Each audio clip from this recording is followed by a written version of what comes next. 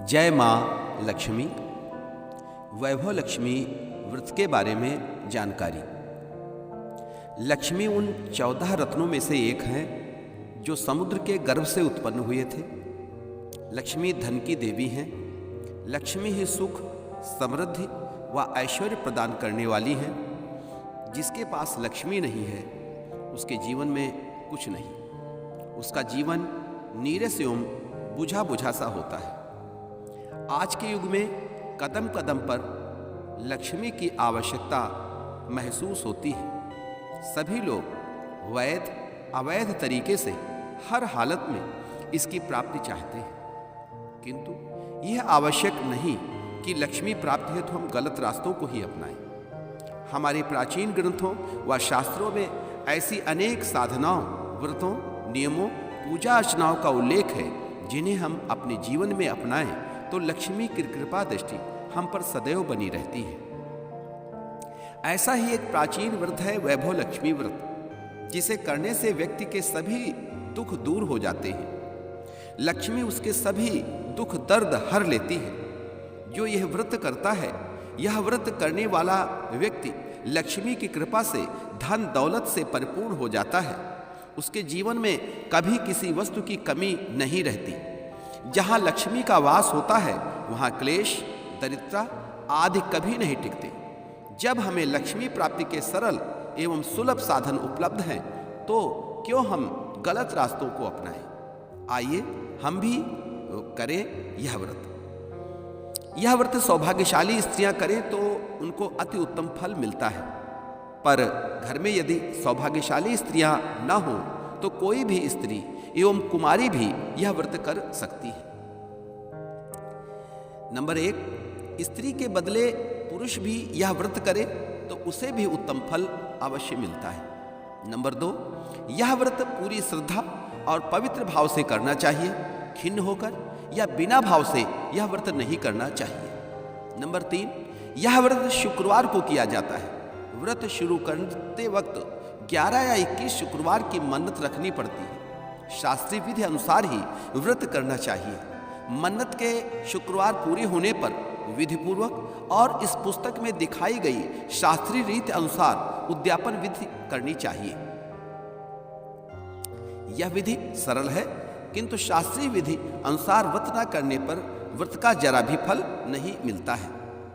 Number 4, एक बार व्रत पूरा करने के पश्चात फिर मन्नत कर सकते हैं और फिर से व्रत कर सकते हैं। नंबर 5, माता लक्ष्मी देवी के अनेक स्वरूप हैं। उनमें उनका धन लक्ष्मी स्वरूप ही वैभव लक्ष्मी है और माता लक्ष्मी को श्री यंत्र अति प्रिय है। व्रत करते वक्त माँ लक्ष्मी के हर स्वरूप को और श्री यंत्र को प्रणाम करना चाहिए, तभी व्रत का फल मिलता है।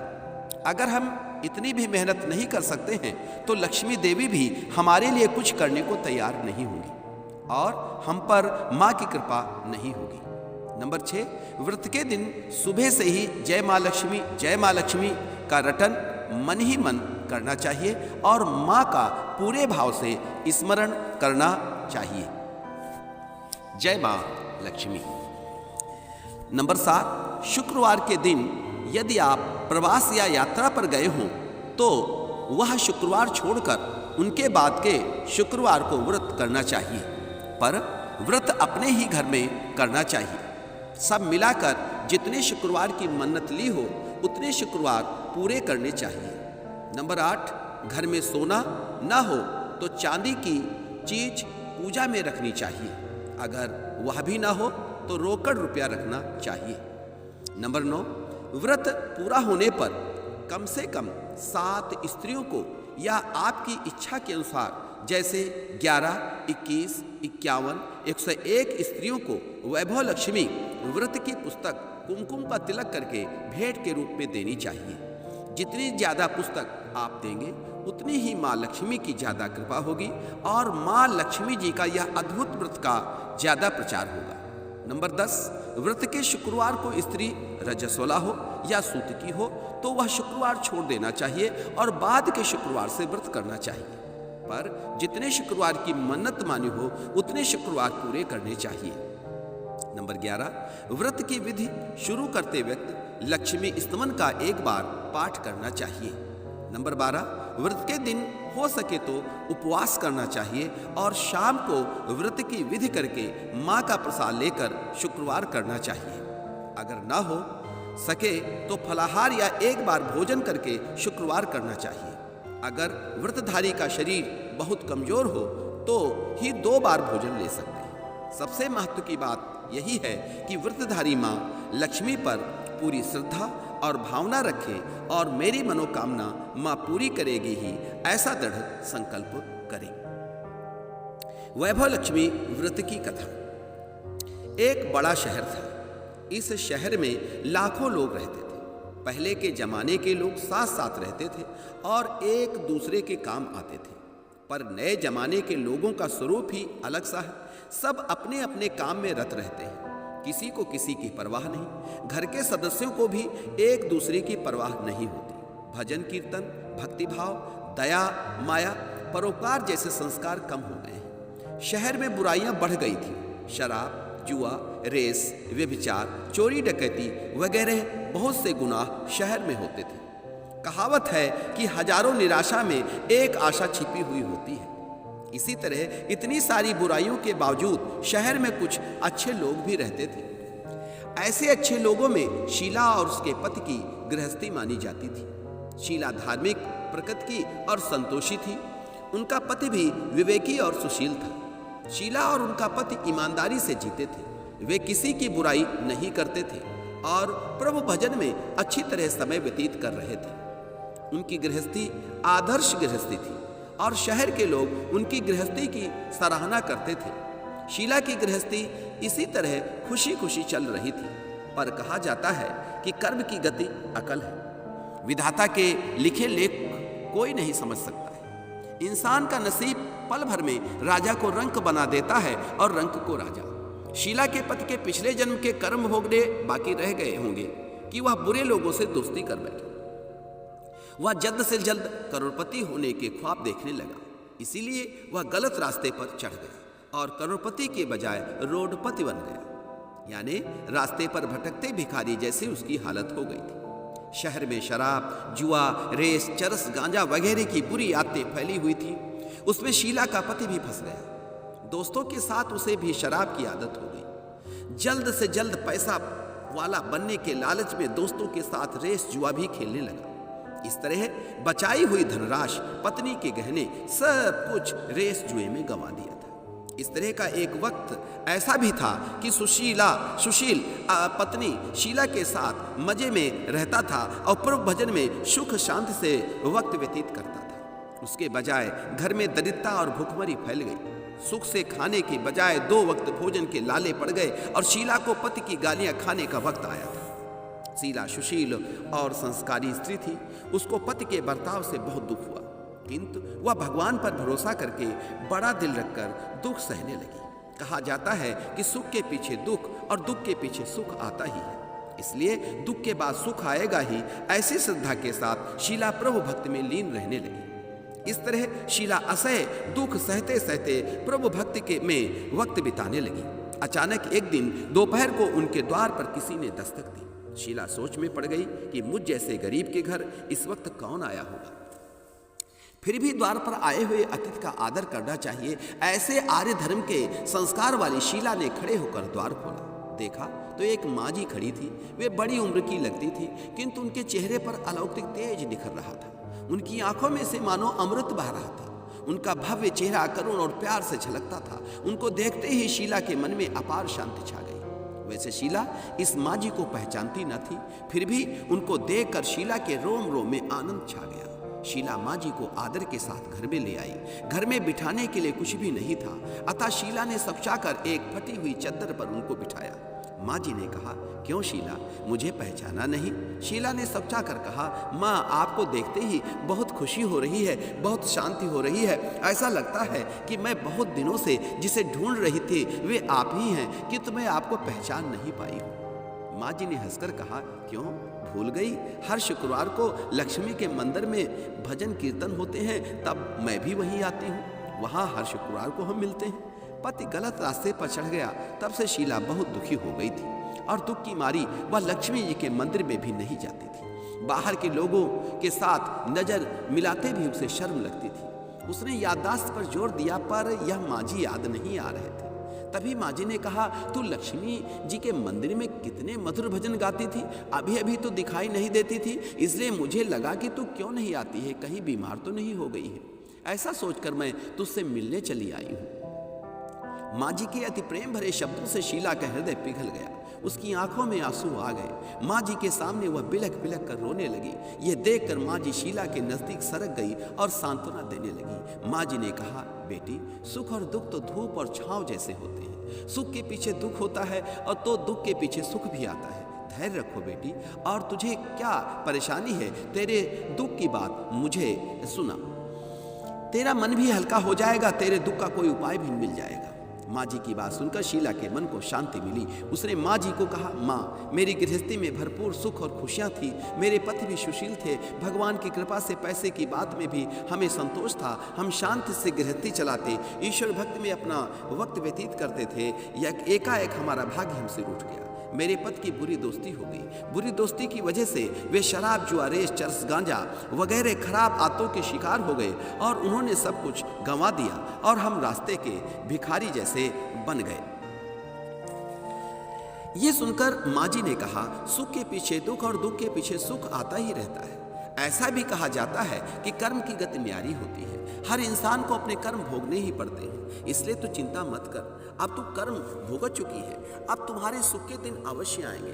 तू तो माँ लक्ष्मी की भक्त है। माँ लक्ष्मी जी तो प्रेम और करुणा की अवतार हैं। वे अपने भक्तों पर हमेशा ममता रखती हैं। इसलिए तू धैर्य रख के माँ लक्ष्मी का व्रत कर, इससे सब कुछ ठीक हो जाएगा। माँ लक्ष्मी जी का व्रत करने की बात सुनकर शीला के चेहरे पर चमक आ गई। उसने पूछा, माँ जी, लक्ष्मी का व्रत कैसे किया जाता है, वो मुझे समझाइए, मैं व्रत अवश्य करूंगी। माँ जी ने कहा, बेटी, माँ लक्ष्मी का व्रत बहुत सरल है। उसे वरद लक्ष्मी व्रत या वैभव लक्ष्मी व्रत कहा जाता है। यह व्रत करने वाले की सब मनोकामना पूर्ण होती है। वह सुख, संपत्ति और यश प्राप्त करता है। ऐसे कहकर माँ जी वैभव लक्ष्मी व्रत की विधि कहने लगी। बेटी, वैभव लक्ष्मी व्रत जैसे तो सीधा सादा व्रत है, किंतु कई लोग यह व्रत गलत तरीके से करते हैं, अतः उसका फल नहीं मिलता। कई लोग कहते हैं कि सोने के गहने की हल्दी कुमकुम से पूजा करो, बस व्रत हो गया, पर ऐसा नहीं है। कोई भी व्रत शास्त्रीय विधि पूर्वक करना चाहिए, तभी उसका फल मिलता है। सिर्फ सोने के गहने की पूजा करने से फल मिल जाता हो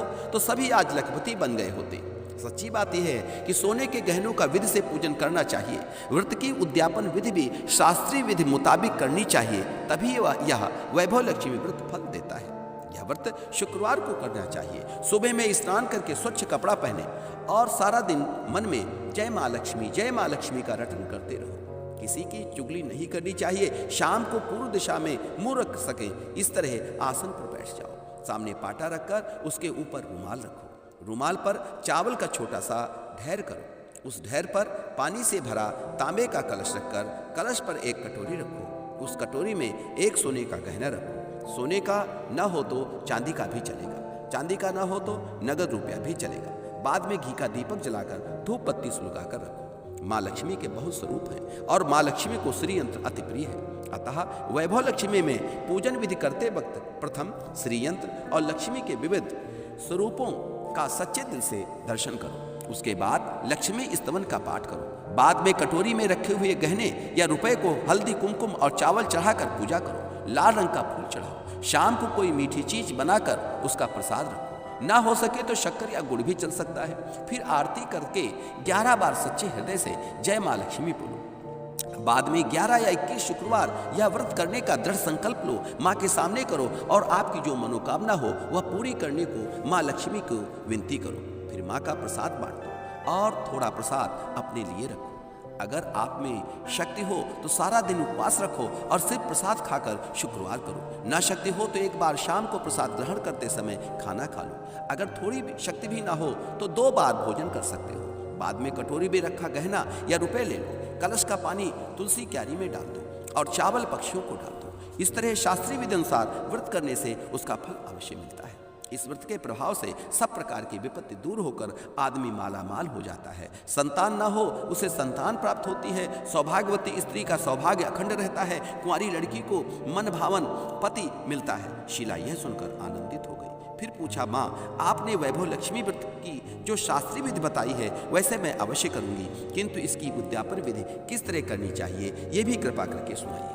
माँ जी ने कहा, 11 या 21 जो मन्नत मानी हो उतने शुक्रवार ये वैभव लक्ष्मी व्रत पूरी श्रद्धा और भावना से करना चाहिए। व्रत के आखिरी शुक्रवार को जो शास्त्रीय विधि अनुसार उद्यापन विधि करनी चाहिए वह मैं तुझे बताती हूँ। आखिरी शुक्रवार को खीर या नैवेद्य रखो। पूजन विधि हर शुक्रवार को करते हैं वैसे ही करनी चाहिए। पूजन विधि के बाद श्रीफल फोड़ो और कम से कम 7 कुंवारी या सौभाग्यशाली स्त्रियों को कुमकुम का तिलक करके वैभव लक्ष्मी व्रत की एक पुस्तक उपहार में देनी चाहिए और सबको खीर का प्रसाद देना चाहिए। फिर धन लक्ष्मी स्वरूप, वैभव लक्ष्मी स्वरूप माँ लक्ष्मी जी की छवि को प्रणाम करो। माँ लक्ष्मी का यह स्वरूप वैभव देने वाला है। प्रणाम करके मन ही मन भावुकता से माँ के प्रार्थना करते वक्त कहें कि हे माँ धन लक्ष्मी, हे माँ वैभव लक्ष्मी, मैंने सच्चे हृदय से आपका वैभव लक्ष्मी व्रत पूर्ण किया है, तो हे माँ हमारी मनोकामना पूर्ण करो, हमारा सब कल्याण करो। जिसे संतान न हो उसे संतान देना, सौभाग्यशाली स्त्री का सौभाग्य अखंड रखना, कुंवारी लड़की को मनभावन पति देना। आपका यह चमत्कारी वैभवशाली व्रत जो करे उनकी सब विपत्ति दूर करना, सबको सुखी करना।